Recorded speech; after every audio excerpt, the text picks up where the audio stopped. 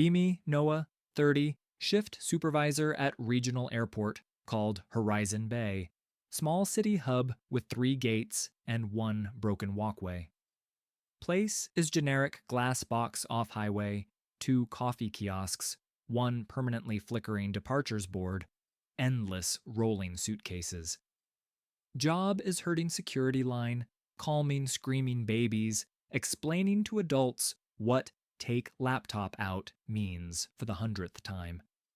Airport contracts with airline and federal security agency, lots of rules, lots of clipboards, lots of people who think they're exceptions.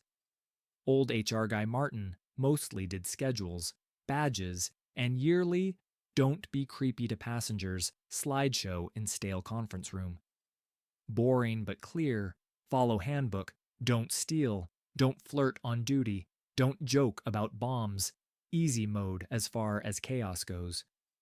Summer travel ramps up, flights packed, storms brewing, every second matters or you drown in a sea of stroller wheels and neck pillows.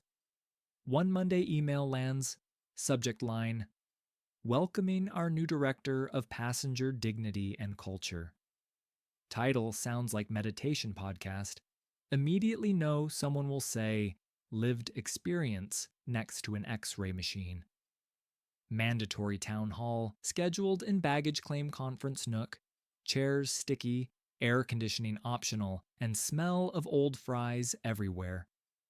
We gather half in uniform, half in coffee withdrawal, projector humming like dying bee, fluorescent lights buzzing like they also hate this.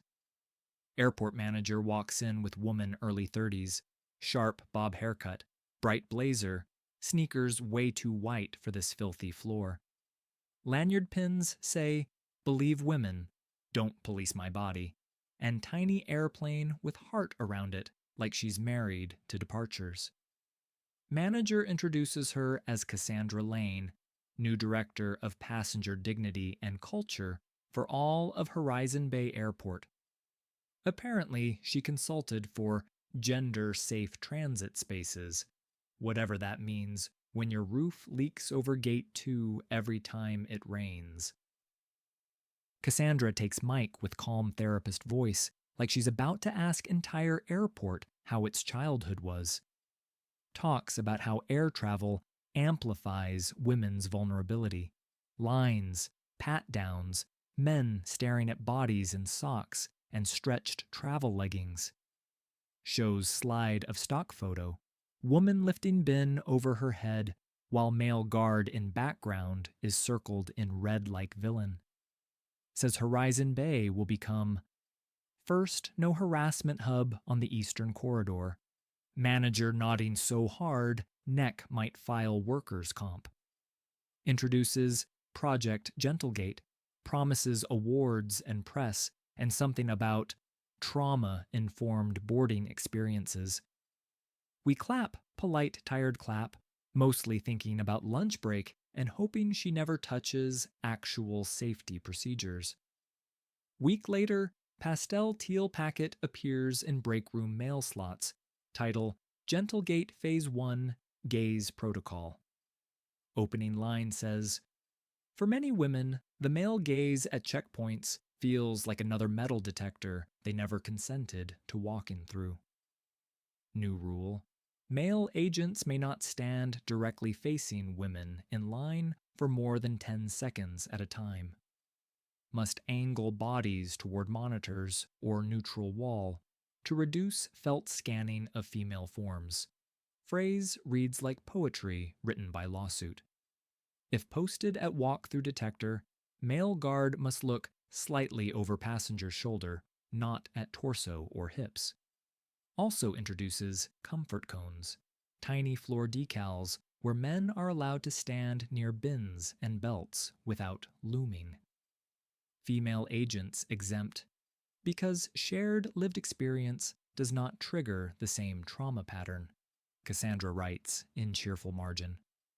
We joke that floor now plays Twister, but only for dudes. But rule is real and sign off for training required.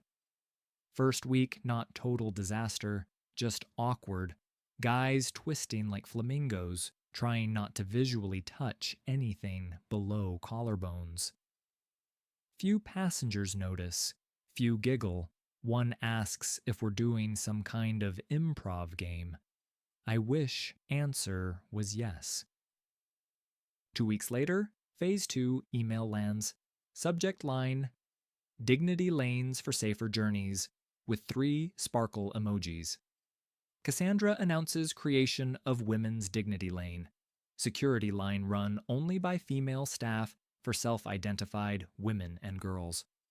Explains mixed lines let men dominate tempo and tone, says women rush, feel pressured, forget boundaries when men huff behind them. In Dignity Lane, nobody allowed to raise voice. Instructions must be soft. Nobody pushed to hurry bin loading or shoe removal. Problem: we have 5 female agents total, 2 part-time, 1 on medical leave with stress fracture. Math laughs in our faces. Phase 2, plan means we cannot staff special lane full-time without cloning. Cassandra says we will reprioritize assignments. Translation: during peak hours, half our available women sit at one lane while other lines drown in flip-flops and forgotten keys. First weekend Dignity Lane jammed out to parking garage. Little girls playing tag between stanchions. Parents glaring across rope lines. Other lanes backed up because we had to yank female agents away from scanners and bag checks to keep lane pure. Airline operations screaming about late departures on radio. Cassandra replying, "We will not compromise safety for speed culture." Funny because we are literally compromising safety by understaffing bag search and metal detector coverage, but slogans sound better on posters. Phase 3 arrives like rolling suitcase to shins.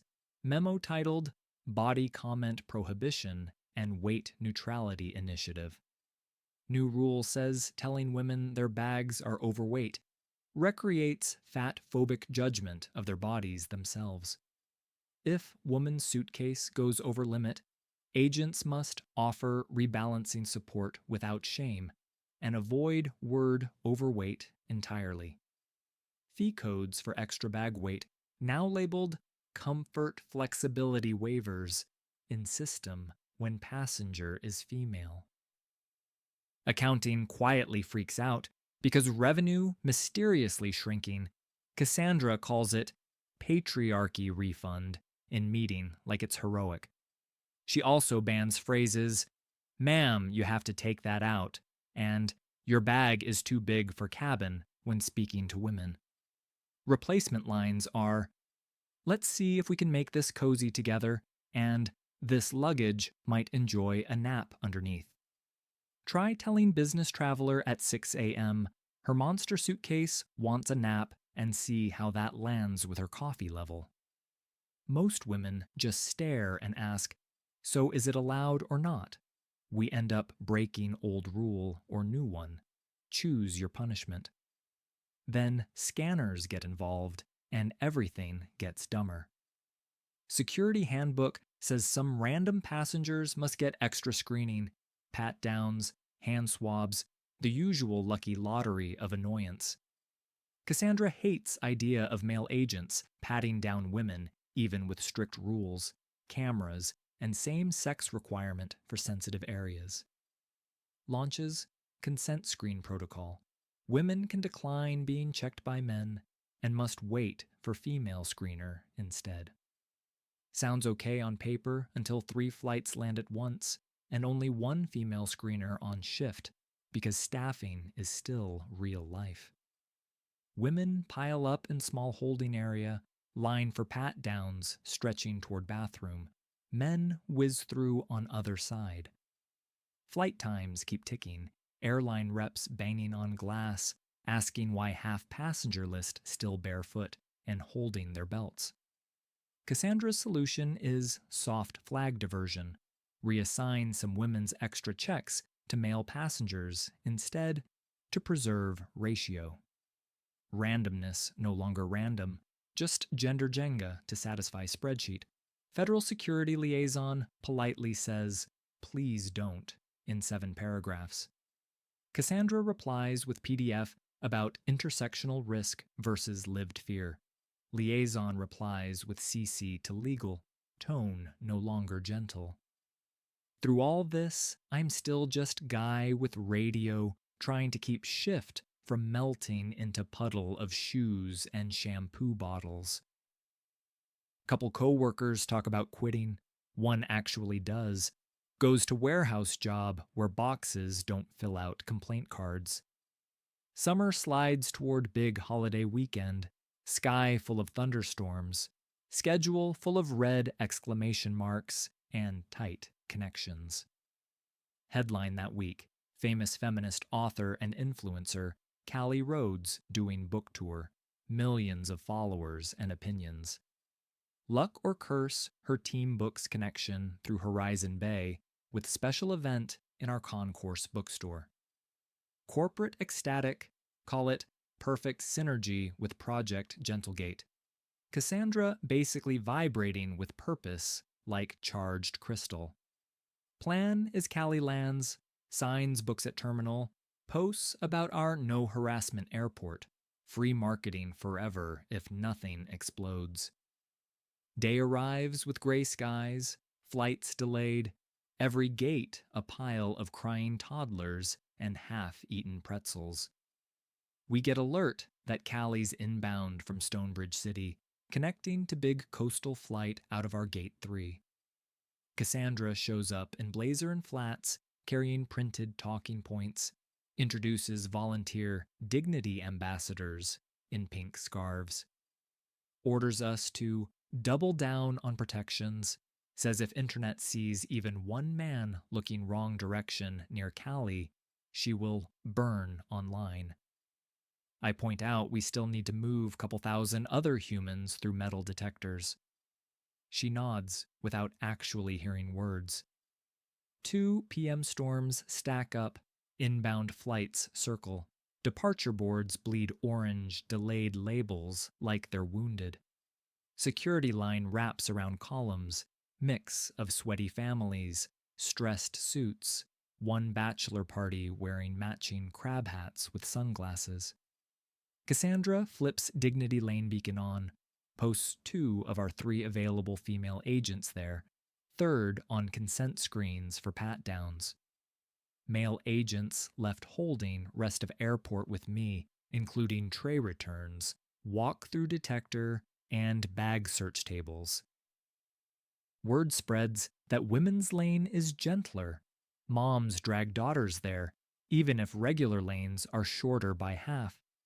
Soon, Dignity Lane snake twice as long as others, but nobody wants to move because why are they special over there?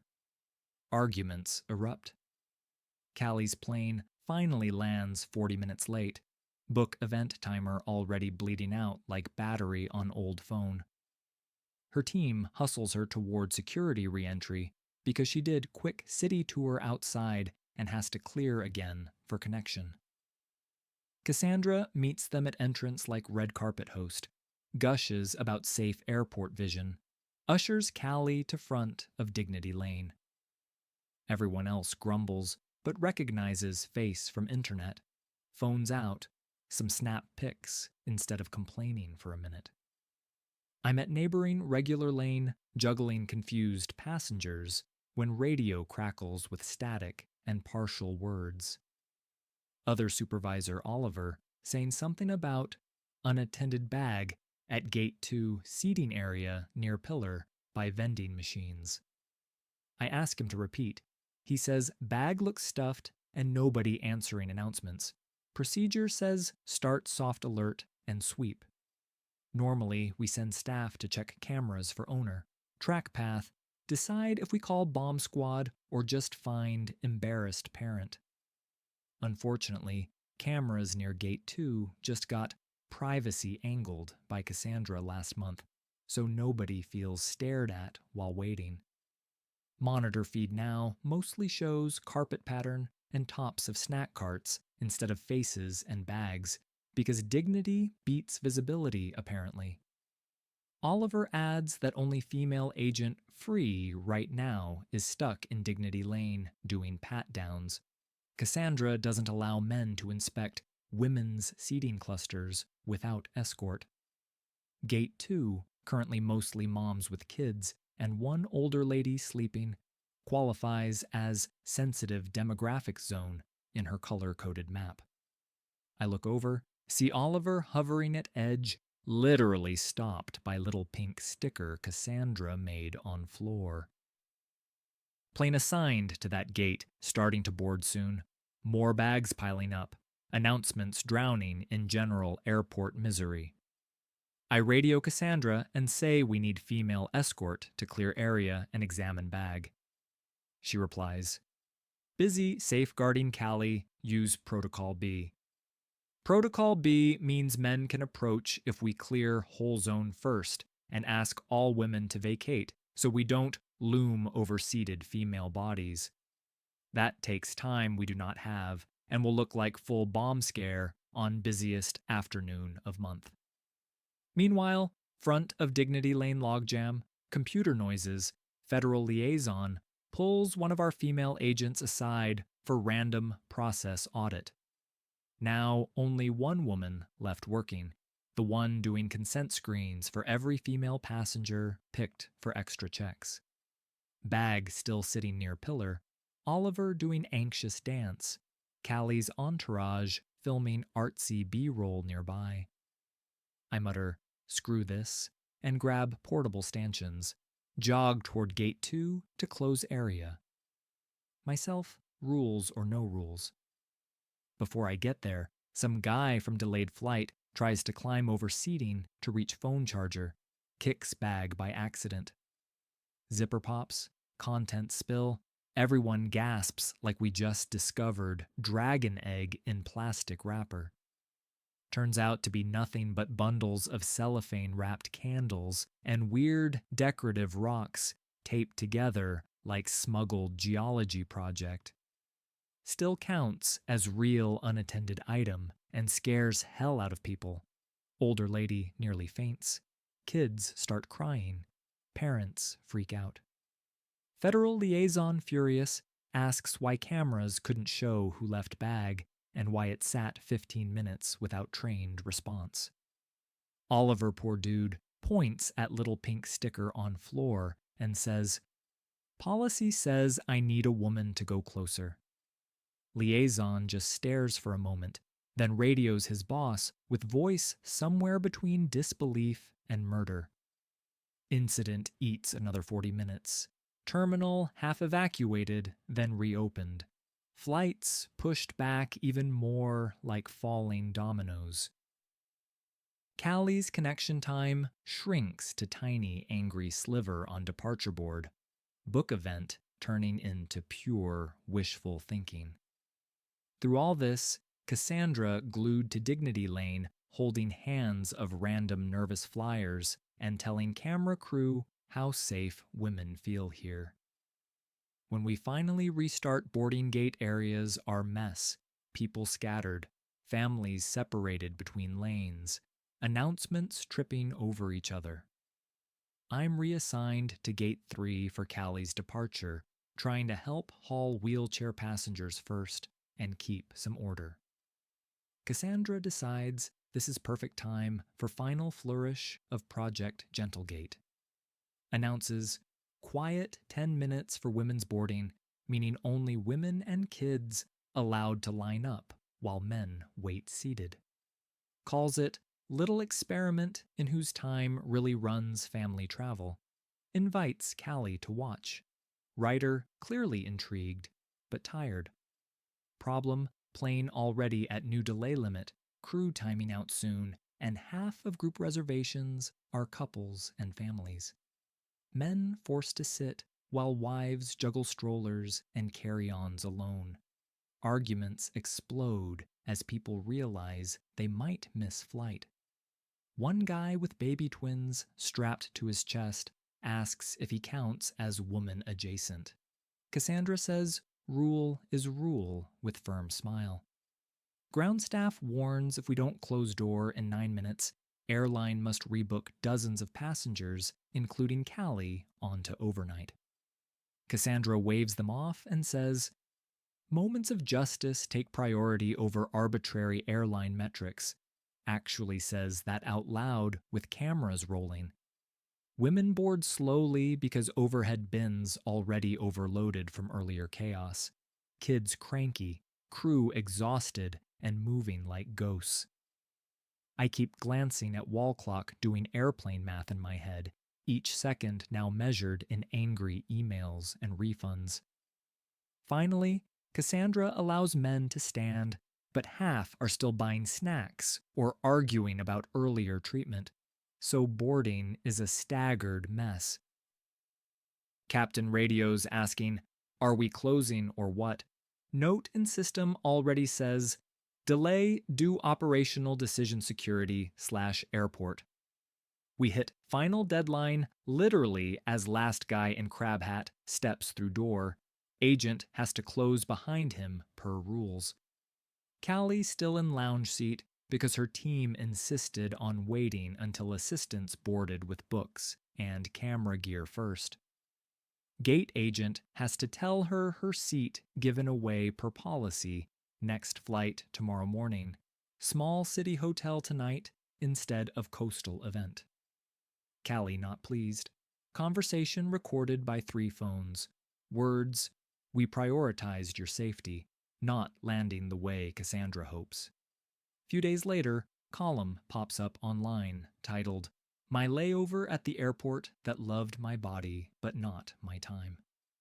Callie describes missed event, stranded fans, weird gender lines, unattended bag scare, mentions feeling like pet of policies, not passenger. Article goes semi-viral. Airlines start asking corporate what exactly is wrong with Horizon Bay and its experiments. Federal liaison files official report on unattended bag response and random screen manipulation based on gender. Mentions operational confusion introduced by non-compliant dignity protocols, bureaucratic for who thought this was a good idea. Investors who own chunk of airport authority demand special meeting, phrase brand damage tossed around like oversized carry-on. We get summoned to big glass boardroom near admin offices, usually reserved for PowerPoints and bad coffee with stale cookies. In room airport manager Cassandra, federal liaison, 2 airline reps, union steward, couple supervisors, including me as witnesses. Liaison presents timeline, shows slide of camera coverage, pre-adjustment versus now, big blank spot near gate 2, highlighted in red. Explains how that plus escort rules delayed response to suspicious bag, and how that could have gone much worse than candles and rocks.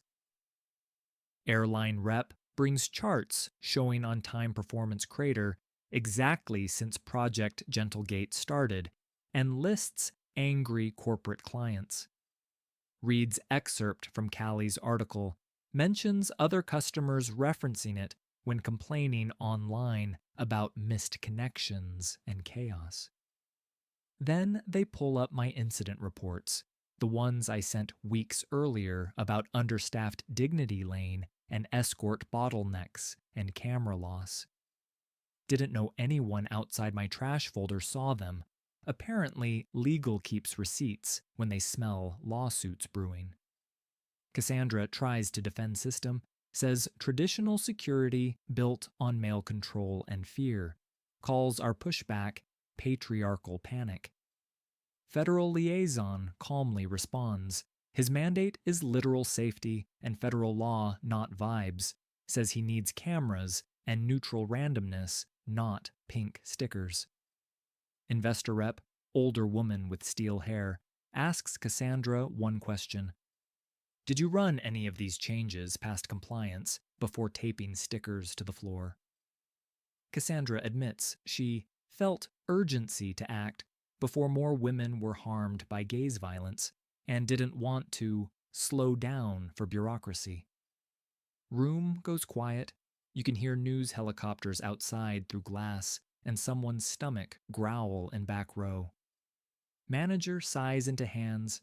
Investor rep thanks Cassandra for passion, then says, phrase we all know is kill shot. At this time, we believe your talents may be better suited to advocacy work outside of operational environments. Polite corporate way of saying, you're fired before regulators do it for us on live television. HR generalist in the corner slides envelope across table. Cassandra stares at it like it bit her feelings. She says she's being punished for making men a little uncomfortable. Federal liaison replies, thousands of passengers were more than uncomfortable. Meeting ends. Cassandra leaves without looking at any of us. Pink scarf slightly crooked. Security badges already deactivated in system. Next week, stickers scraped off floors, dignity lane sign taken down, cameras tilted back toward actual humans and their bags. Pat-down rules revert to boring handbook, emphasis now on professional, quick, documented, not gentle storytelling experience. Bag fees quietly renamed back to overweight charge, accounting sighs in relief as summer budget stops bleeding quietly. We still get training about respecting passengers, no jokes, no touching without explaining, same as before, but with extra slides about paperwork. Work not magically perfect, people still yell about removing shoes, still try to smuggle 3 jars of salsa and carry on. But lines move, alerts make sense. Nobody stops me from walking up to weird bag just because I'm a guy in uniform. Month later, I'm on break scrolling phone when Cassandra's face pops up in article share from friend. Title reads, I was pushed out for making airports safe for women. My story as a dignity director. She describes Horizon Bay as toxic male environment, says men refused to respect boundaries and sabotaged her lanes and protocols. No mention of missed flights, unattended bag scare, federal report saying, please never do this again, or Callie sleeping in budget hotel. Close article, take sip of vending machine coffee, look out window at security line downstairs. See little girl spinning in socks on shiny floor while mom loads bins. Agent gently asking dad to step back so kid doesn't get clipped. No pastel stickers, no special beacons, just humans doing job with eyes open and radios on. Finish break, head back to checkpoint, grab radio, hear Oliver complaining about someone trying to carry 4 fishing rods as personal item. Smile, because for first time in months, the only thing I'm worried about near Gate 2 is spilled slushy, not ideology with a PowerPoint.